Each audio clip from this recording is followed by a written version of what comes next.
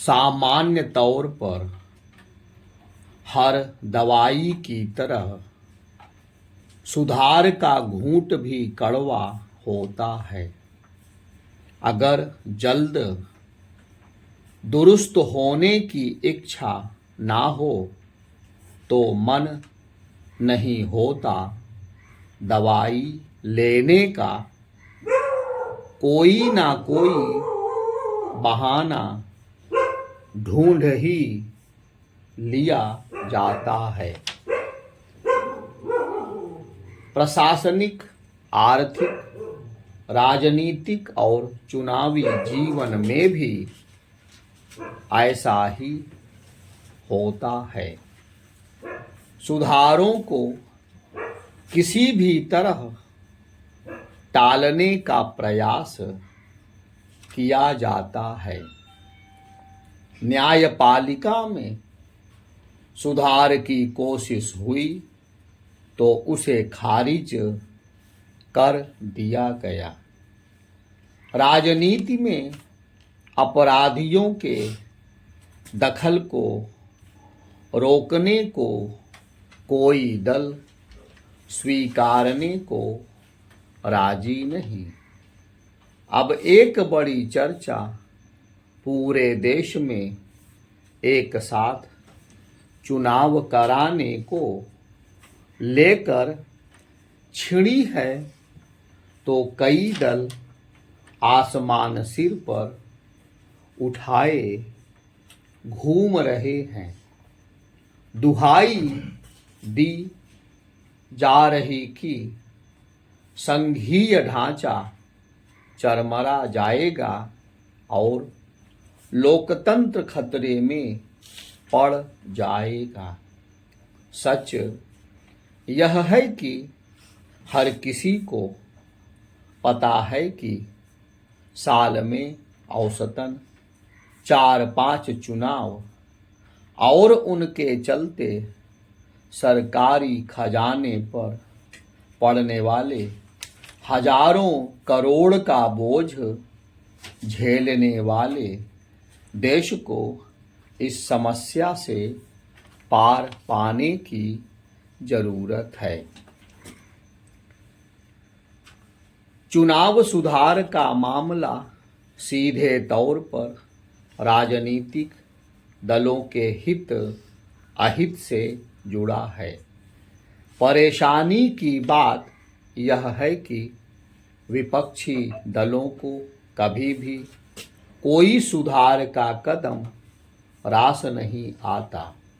वे सुधार की हर पहल का विरोध करते हैं। सुधारों के मामले में आम सहमति की राजनीति का अभाव बढ़ता जा रहा है।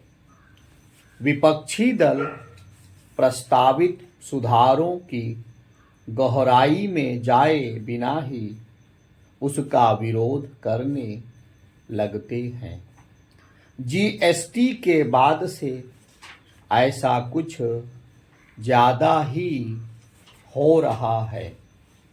हर साल पहले शुरुआती तौर पर जीएसटी के विरोध के बाद आम सहमति बन गई थी। कांग्रेस ने भी उसका समर्थन कर दिया, लेकिन दिल से स्वीकार नहीं कर पाई। चुनाव आते ही कांग्रेस के शीर्ष नेता राहुल गांधी की ओर से उसे गब्बर सिंह टैक्स का नाम दे दिया गया। आज तक कांग्रेस उसकी आलोचना करती है। यदि जीएसटी का विरोध करना था तो फिर समर्थन क्यों दिया था?